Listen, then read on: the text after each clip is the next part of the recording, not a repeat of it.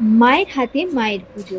গত ২৭ বছর আগে বাড়িতে ছোট পটে পুজো শুরু করা হয়েছিল মা দুর্গার। এরপরে সালকিয়া ৮২/১ সীতানাথ বোস লেনের ৩ তলা ফ্ল্যাটের ১০/৮ ঘরের মধ্যেই ১৬ বছর আগে কুমোরটুলি থেকে নিয়ে আসা হলো এক চালচিত্রের মাকে।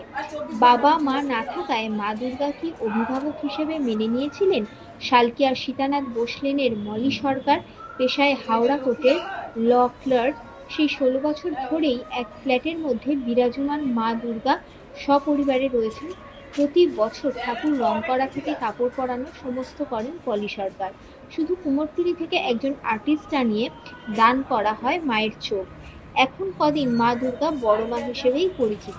পুজোর কটা দিন আত্মীয় স্বজন যেমন আসেন মাকে দেখতে, পাশাপাশি প্রতিটা মানুষকেই দেওয়া হয় মায়ের প্রসাদ। বিজয়াতে মায়ের বিসর্জন নেই, সারা বছর এখানেই বিরাজমান মা দুর্গা এবং ফ্ল্যাটের মধ্যেই তিনি বিরাজমান।